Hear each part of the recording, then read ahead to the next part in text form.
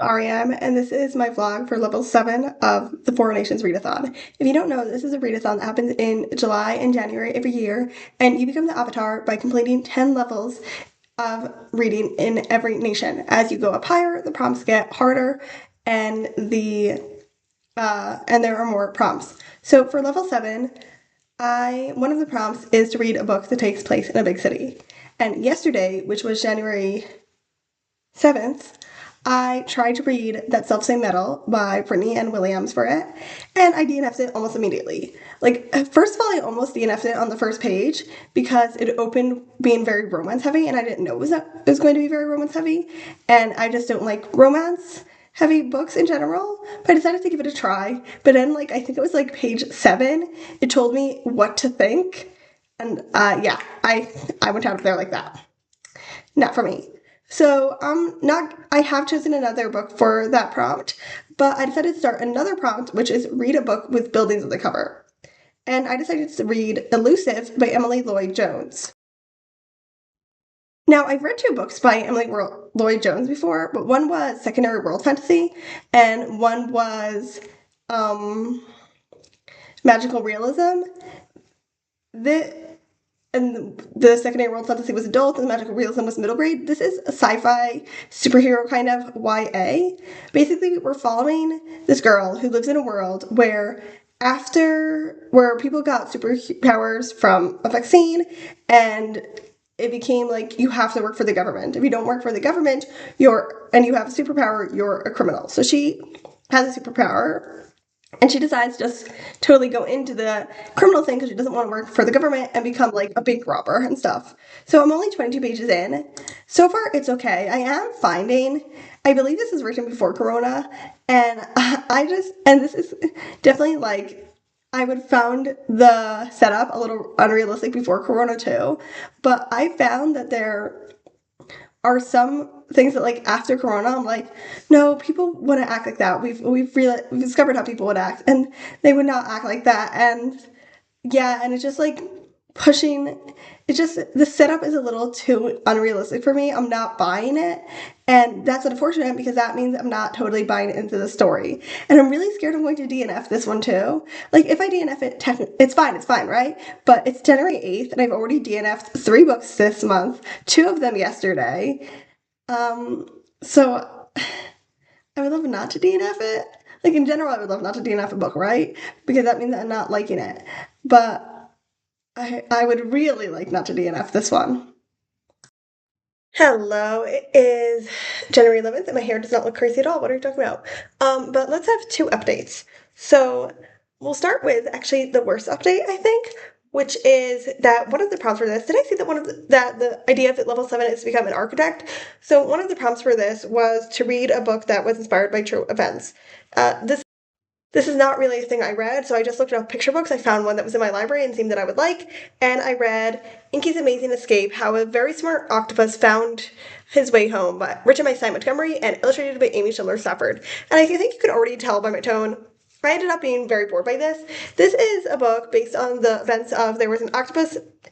I remember hearing about it when it happened, that there was an octopus in an aquarium in New Zealand who got out of his tank and went through a drain down to the ocean floor, or they didn't see him in the drain, so they suppose he went to the ocean, I guess. And I just found this book pretty boring. I thought the writing was boring, especially in the beginning when it was saying, oh, he was bored, and this is what octopuses do, and it just sounded I don't know, it was just very boring to read. It wasn't interesting to read at all, even though it should be cool. The octopuses have where their hearts are and stuff like that.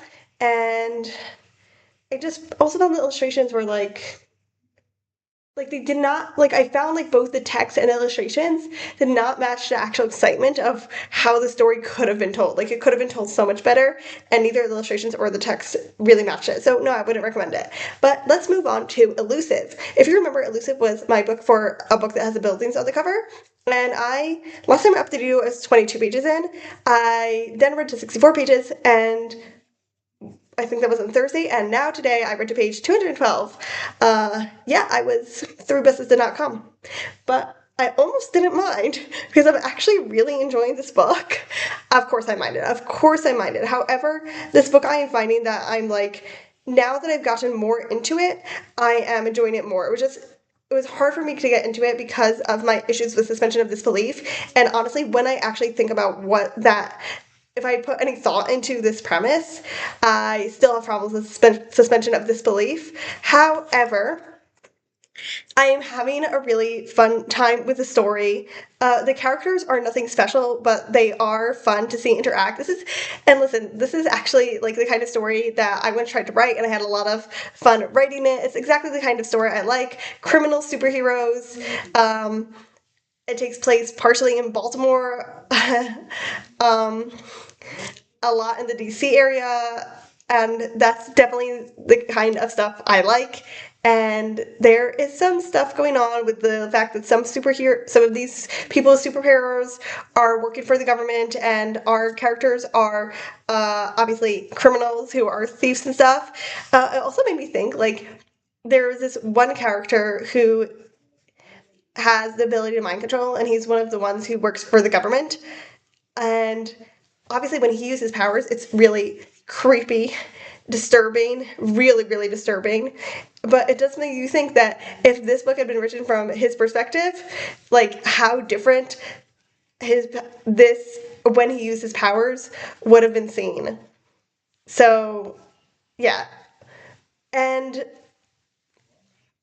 there is like this book is very much more plot focused, which is not my favorite, as I've said. So this is never going to be like my favorite book of all time.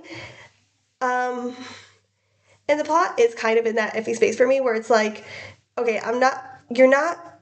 It's almost in the space of like, okay, you're just making stuff happen so that plot can happen, but I'm enjoying it enough. I'm enjoying the plot enough that I don't really care. That I don't care enough to complain about that. Or, well, I complain about it, but you know what I mean. So, yes, I am.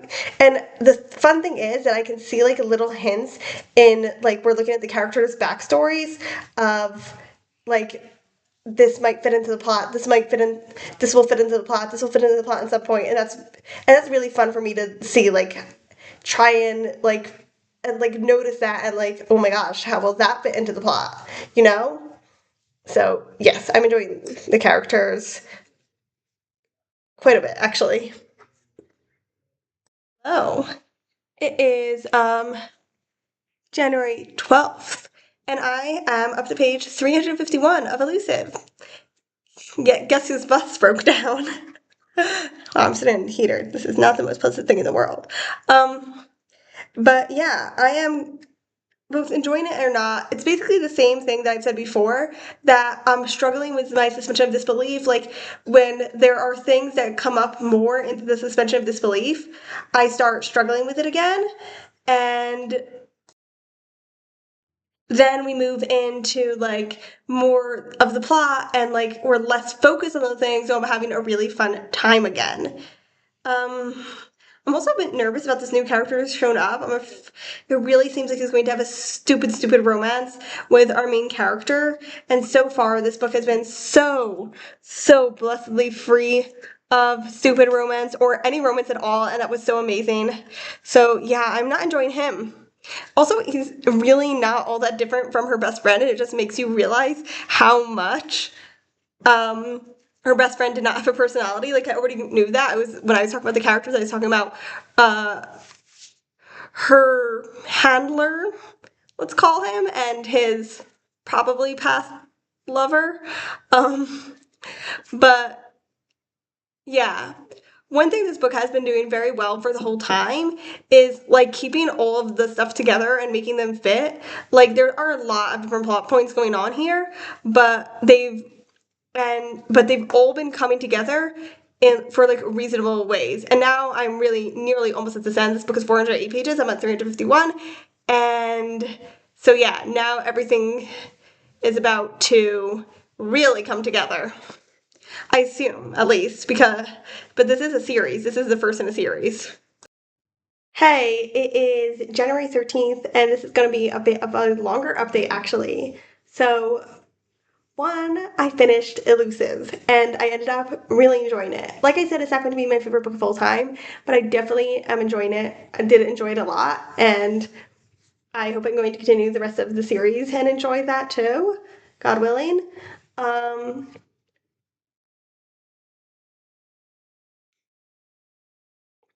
So I want to give you an update on the romance that I thought might happen. It did not happen, which is very good.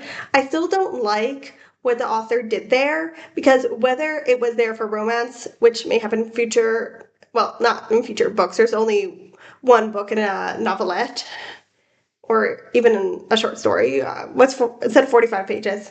Um, but yes. Wait, let's cool down this room a little. Where was I? Yes. Even if it whether it turns out to be romance or whether we're just there to be a friendship, it still feels very lazy to me when an author is like, oh, they've had an instant connection and doesn't develop it anymore. And it was very clearly there just so that we'd accept that see that our main character, Sierra, takes this other character on a bunch of missions that she wouldn't otherwise do so or she would feel weird about. But overall, I did enjoy it, despite my problems with the suspension of disbelief. While they did continue, as I said, it didn't as much matter to me. Like there were a few places where I was reading more slowly because I was enjoying it because of that. But overall, I found the plot so fun that I didn't care. As I said, I don't really think I have anything more to say about Elusive, so I'll talk about the book that I just started reading 45 pages of. No, I read 43 pages of, I'm sorry. Well, actually, I read 37 pages of because it started on page 6, but I'm at page 43. Anyways, this is Iron Cast by Destiny Soria, and I read this for the prompt. Have someone pick a book for you out of a list of 5. So the books I put up in that list were Fire, which is an Avatar book, North and South Part 1, which is an Avatar comic, The Great Wall of Lucy Wu, Empress of Forever, and as I said, Ironcast. So this is historical fantasy, and it's kind of the reason this update is long, because it's actually, the premise is kind of similar to Elusive, which I didn't really realize. So basically, Elusive is a science fiction. This is a historical fantasy. Elusive happens in 2036. It came out in, I believe, 2014 or something like that. This happens in 1919. And Elusive is about this world, as I said, where there was a vaccine that made 0.003% of the population get various superpowers. This world it isn't explained yet how, but we have gotten hints. People who have magic powers. And honestly, you could have put these powers into Elusive and those powers here, and while they're not the same powers, you could have just switched them and it would be like fine because come on, the superpowers aren't that science fiction. It's just like the only reason it's science fiction is because it came from a vaccine. And this could honestly be basically science fiction as well, and honestly the only reason it isn't is because it's historical, and historical science fiction is a very rare thing. Yes. So these people are basically illegal. Technically, they're allowed to live, but they're not allowed to use their powers. And if they do, they're basically labeled mentally ill and sent to an asylum. So be warned if that's like something that would trigger you. Um, I have been really enjoying it so far. I did not expect to enjoy it as much as I have so far. I really, really hope this lasts. Like, I feel like every time I say I enjoy something, then I ended up not liking it. But that's not always true, is it? It just makes me nervous. But yeah, I guess I just like the writing style. And I am finding it funny all the parallels to Elusive because there are more parallels. Like, we have our older teen main character. It hasn't said how old they are here. I'm assuming they're between 17 and 19. In Elusive, our main character was 17. They have a mentor who is also doing something illegal. In Elusive, he's an art thief. In here, he runs an illegal business where these people do their magic powers. Like, basically, what did you call those places? Basically a speakeasy, but instead of alcohol, it's these magic powers that can affect people's emotions, and people like pay to have their emotions affected by them. And in that one, the mentor has the mentors in both of these books have very similar vibes and very similar relationships with these girls.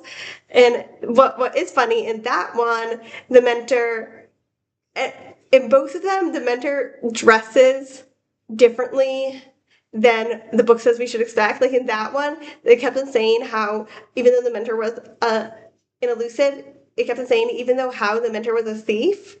That's English. Even though how the mentor was a thief, he was always dressing in waistcoats and was really specific about what he was wearing. And seeing him in jeans and a t-shirt was a surprise. Obviously, that one also happens in the future where jeans and t-shirt are the common everyday wear. In this one, the mentor does not wear anything fancy, even though he's the owner of a speakeasy. He does not do not wear anything fancy. He just wears labor workday clothes.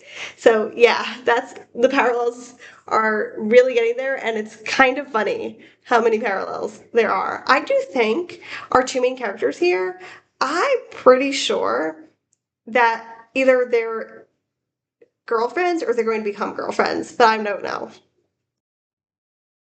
Hello. It is January 14th, and I'm now at page 149 of, what's it called again? Ironcast. So I was wrong. Our girls are not dating. Um, well, that's great. Unfortunately, there is like one thing that I think is going to be romance. There is one kind of established romance, which I'm okay with. Like, I am not enjoying the thing, which I think is going to be romance, but like I like more established stuff, like even though it seems like they're going to break up, because I don't know, I just like stuff that are established. I don't really like seeing romantic relationships come together in a book. And so even though her romantic relationship, did I mention our character? So wait, let's stop for a moment. So even though I'm not loving this romantic relationship that already exists, I am fine with it, you know? And let's go into our characters. I do not think I told you about our characters. So we have two main characters. The book is told in third person, um, not close Poby. But we're following our two main characters, Corinne, I'm not sure how to pronounce her name, and Ada. So they both live in this, I think they're actually around 16, they're a bit younger than I thought. And they work in like the speakeasy, which is not quite a speakeasy because alcohol is still allowed, but is a speakeasy because they're not allowed to do their magic. And the people who have the magic that they have are called hemopaths. But hemopaths have different kind of magic. So we have Ada, who is a songsmith, and when she plays music, she can make people feel emotions, and she can even make people forget stuff, like not totally forget stuff and make their memories blurry. And then we have um, Corinne, we're just going to call her Corinne, who is a wordsmith, and when she recites poetry, she can make illusions happen. And she can also get people to trust her. Now that I'm saying it out loud, it's kind of blurry where the lines are, but I did not realize that until I said it out loud. So I'm just going to go with it and be okay with it. And so basically, they also do illegal shows because it's illegal for them to use your magic, but they also run cons for this guy who's in charge of them. Now, the show being illegal is very recent. It's the hatred towards hemopaths is not recent, but the show being illegal and them not being able to do their magic has been very recent. There was like one mistake that the author made where she wrote that it was the police for specifically to arrest hemopaths was made way earlier than she said everywhere else in the book, but that's just probably something that was skipped over in editing. So, yeah, so they actually used to do it legally, but they had run cons for a long time. And basically, as time goes on, they're in more and more danger as this police force that specifically arrests hemopaths and puts them in this mental asylum does more and more and more raids. And now I've just gotten to a point which I think is like I wouldn't call this a spoiler, but it seems that another gang has decided to start killing off their gang. Oh, and also what's interesting is that Corinne's parents do not know that she's a hemopath. So she has that is one thing I'm enjoying actually is everybody's relationships with their parents. So we see Ada's relationship with her mom, which I really like. We see Corinne's relationship with their parents and family, which I found to be very interesting. And I think we're going to see another guy, the guy that I'm pretty sure Corinne has a crush on, Gabriel's relationship with his mother as well. So I am actually really enjoying the familial relationships in this book.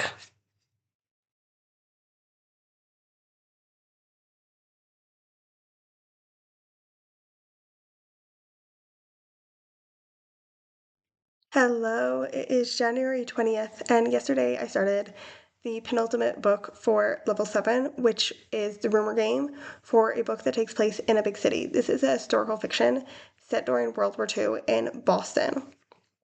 Um, I read 10 pages yesterday, and today I'm up to page 67. It's not, this book actually isn't reading that slowly. I've just been quite busy. Um, but but even if this were slow, I think I would still be enjoying it. Anyways, let me tell you what it's about. We're following two characters. One is a Anne, who is a reporter, and she's a Jew, and she is really determined, and her job is basically to unmask rumors. She's partially paid for by the War Department, and basically her job is to like say like, oh, there's find like rumors that might be uh unconfidencing the American public. That's not a word, unconfidencing, but you know what I mean. Or might even be planted by enemy sources and go and find the source and basically see if they're true or not, the rumors. And she is really determined to like get behind all this anti-Semitism that's been happening, but her boss does not want that. And then our other character is an FBI agent, and he is Irish Catholic. He's one of the very few Irish Catholics in the FBI. And I think I actually kind of like him. So far, I kind of like him better than Anne, just because he's so far been like a little more like ambivalent. Like on one hand, he doesn't really quite know how he feels about being Catholic because on one hand, it's like a huge part of his identity. On the other hand, he doesn't really know if he believes in God, and he doesn't really want to examine that, right? So he doesn't want to examine if he believes in God and believes in Catholicism, and he also still wants to like do what he does, which is having a lot of sex with a lot of different women. So, but he doesn't want to really examine either of those things. But I do like Anne as well. She is younger. She's 24. um, he definitely seems older than her. I don't know if he's in his late 20s, his early 30s, something like that. But she is 24 and she definitely still seems, but she seems young for 24. But like I'm not minding that. It's still realistic. It's not like, oh, she's a teenager. It's just that again, she's like a character who isn't examining herself, but in a different way. Because like Devin, our FBI character, knows that he's not examining himself and he knows that he's doing it on purpose. She just like has a very hard time realizing that other people have different perspectives. Like she is all like, oh, I need to find I'm not talking about her boss, by the way. Like her boss is obviously racist, but she is all like, oh, I want to go on the next adventure. I need to get down to all the details of stuff. I'm just gonna do everything, and it's gonna be so fun for me. And she doesn't, and she genuinely does not understand why her friend isn't having a fun time doing this with her and wants to go out to and dance. Like, and she genuinely is having a like she has a very hard time seeing the perspectives of other people. She just sees her perspective. Like the only like obviously when it's someone who's a jerk, she can tell that they're a jerk, but when it's people who are good people, she doesn't but have like different wants and desires than her, she doesn't get their perspective. So obviously she and Devin are going to meet sometime. I am sure they're going to clash because of the fact that he doesn't want to examine himself and she can't see other people's perspectives. That's going to be a bit crazy.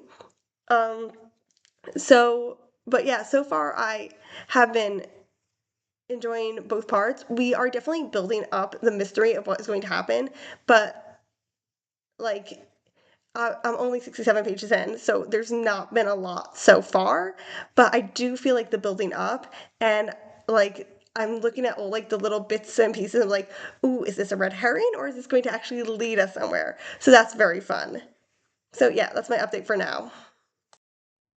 Hey, it is January 21st, and I believe I'm up to page 100 and 63 or 165 of the rumor game, and so far I'm really enjoying it, but I'm going to complain first because there are some things I'm not enjoying. So the main thing I'm not enjoying is that there are some parts where the author just like puts in like um reflection pieces of like the characters kind of reflecting on their time, but it doesn't super feel like the characters, to be quite honest. It just feels like he wants to put in reflection pieces. And like they're not bad. They're not super, super, super deep, but they're definitely not shallow. However, as I said, it doesn't feel super like the characters, and it doesn't fit the book. Like this is a mystery book. We're having all kinds of mysteries, and then we suddenly have these slow reflections. It doesn't fit the book.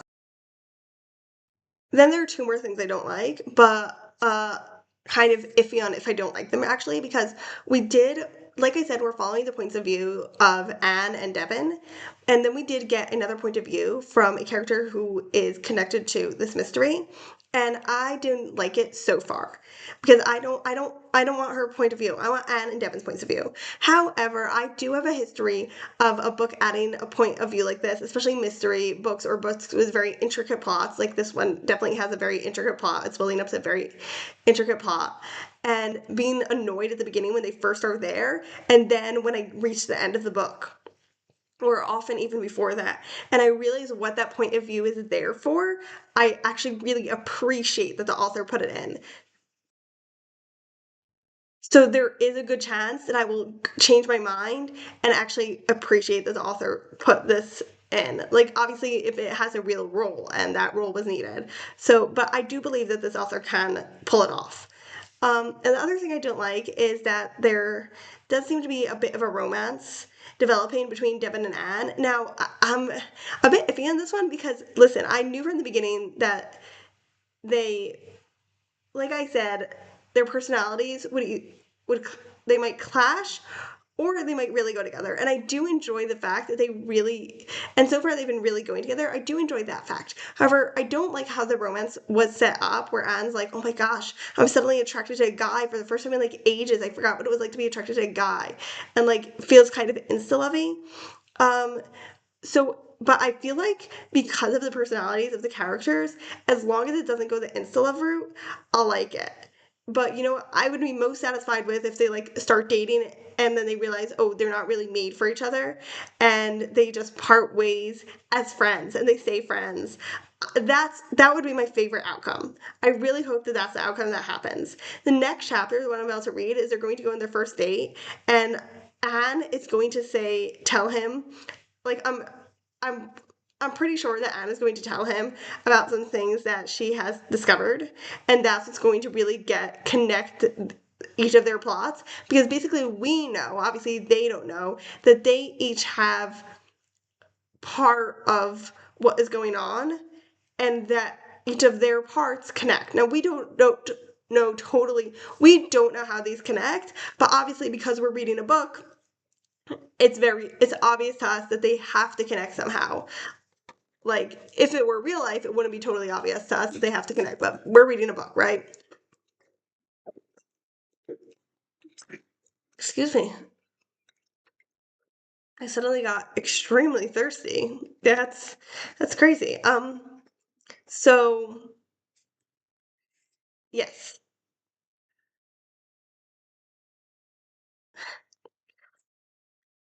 So yes. So now that my complaining is done, I can talk about the things I liked. But I don't really think I have anything to add that I like.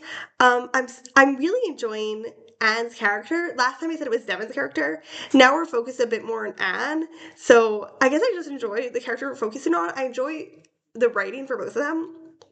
Right, and I really like. I mentioned that she doesn't see other people's points of view that well, and I really like that.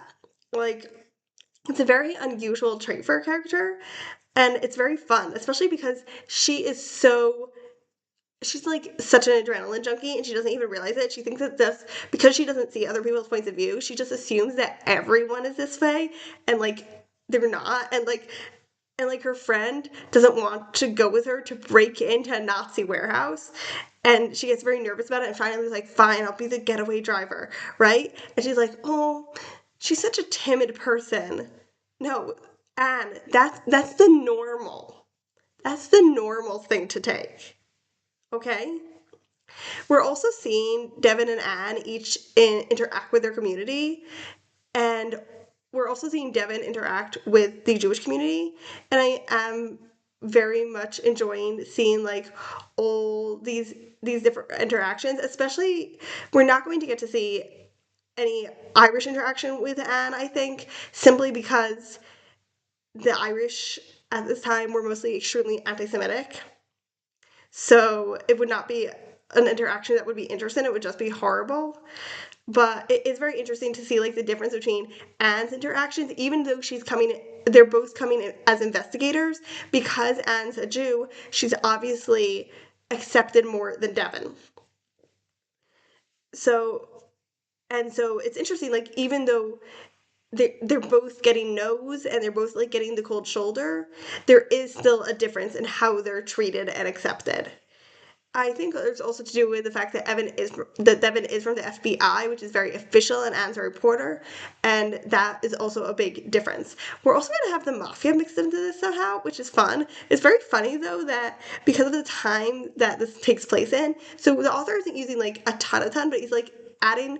It kind of feels like it reminds me of the first Captain America movie, like Captain America, the first Avenger, where like you it feels kind we know we're seeing it through modern lens, but they do have like some language that like, oh, that's like 1940s language, so they do call them the mafia, but they also call them gangsters, which is pretty funny to me. What else did I want to say? Oh my god, there was something else I wanted to say and I can't remember now. Oh, now I remember. It's weirdly very, this is going to be very odd, but I'm so glad this book focuses so much on anti-Semitism. It's a horrible thing to say, right? But I don't remember if the book, yeah, I'm pretty sure I DNF'd Ironcast. Yeah, I DNF'd Ironcast in this video, right? And I mentioned why I DNF'd it. And the thing is, that's not the only book that is like that just uses Jewish history and it totally ignores it. There are literally Holocaust books that I know of that do not mention the word Jew at all. And like, so this is a thing that happens. So especially after reading up to where I read an Ironcast, to have a book say, yes, there was anti Semitism at this time in America, which a lot of times it's very much dismissed, okay? And I don't know, it just feels like, oh my god, you're actually paying attention to Jewish history. So it's kind of sad that I'm so happy about it, but that's the way of the world, and I'm still allowed to be glad that this book. I'm still happy about it. You know, I can be sad that that's the way that the world is in such a way that I am happy about this book, and be happy about this book actually saying yes, there was anti-Semitism in the 1940s in America. Okay, hello. It is now 24th of January. The last time I read this book was 2 days ago, on the 22nd. I am now at page 259. I have 100 pages left. And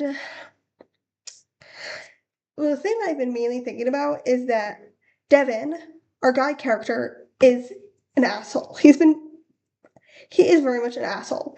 And on one hand, and there isn't really on one hand. Like, there is like, oh, he's moving things along, he's getting stuff done. And like there is the one hand when it comes to the part where he's not an asshole, where he doesn't believe in racism, where he does want to get things done. But then you see him actually getting things done, and he is being an asshole to get things done. And like in a way that's like, where is the author going with this? Like, what exactly, like, I do believe that this will be a source of contention between him and Anne. So I think that's the update for now. Hey, it's January 28th, but I have to admit that I actually finished it on Sunday. The day is Wednesday. I just forgot to update you because I ended up reading like the last 100 pages very late at night. And overall, I really enjoyed this book. I don't think it was the best book ever, but I don't really think that there's anything I can criticize. Like there's nothing that it did wrong. I just think it like wasn't like the perfect book for me. But like there's another book I just read, not connected to this vlog, which is like the perfect book for me, and yet there's still things that I can criticize in it, or it wasn't totally perfect book. Anyways, back to the rumor game. Um So, what I ended up saying about the romance, what I said did not exactly happen, but I did like how the romance plotline ended. And this book did not get wrapped up all neat.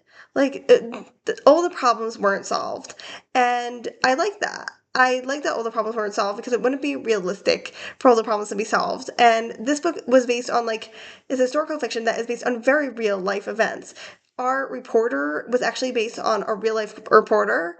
Actually, both our characters were based on this real life reporter. So, our reporter character is based on her in that she's a reporter who has a rumor column and more things that happen in the book that I can't really tell you because it's like plot points.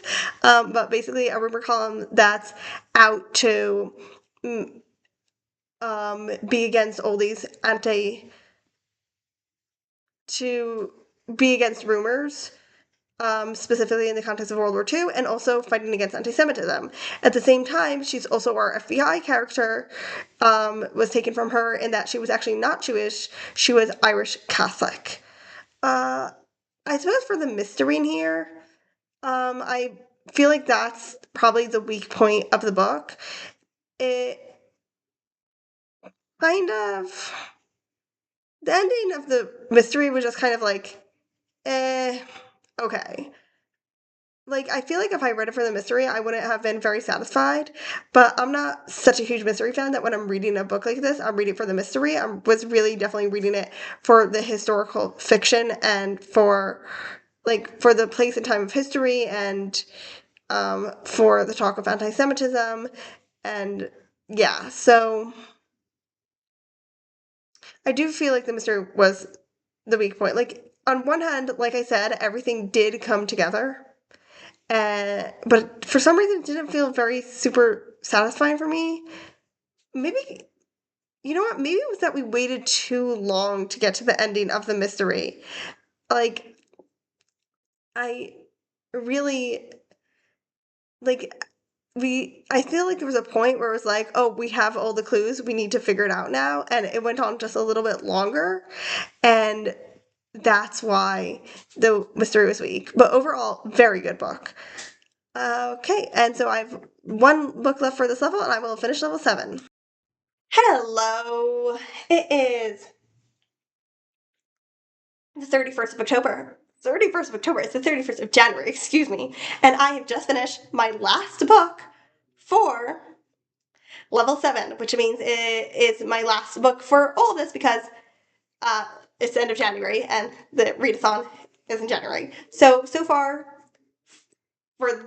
not so far. For January, I managed to do level 6 and 7 and also completed joining the Sound Vendors, which I did not vlog. So, as you know, my last prompt was choose 5 and have someone pick 1. And I had Ironcast chosen for me, but I DNF'd that. And so I had to put more books, and I knew that I would most likely not be able to finish a whole novel, so I just put a bunch of short books, picture books, and comics. So I put Fire, which is an Avatar book. That got 1 vote. I put Hannah's Way, which is an early chapter book. That got 1 vote. I put I Found a Kitty, which is a picture book, which got 2 votes. A Poem for Peter, which is a picture book about a picture book, which got 1 vote. And finally, I put the comic North and South, Part 1, which got 4 votes.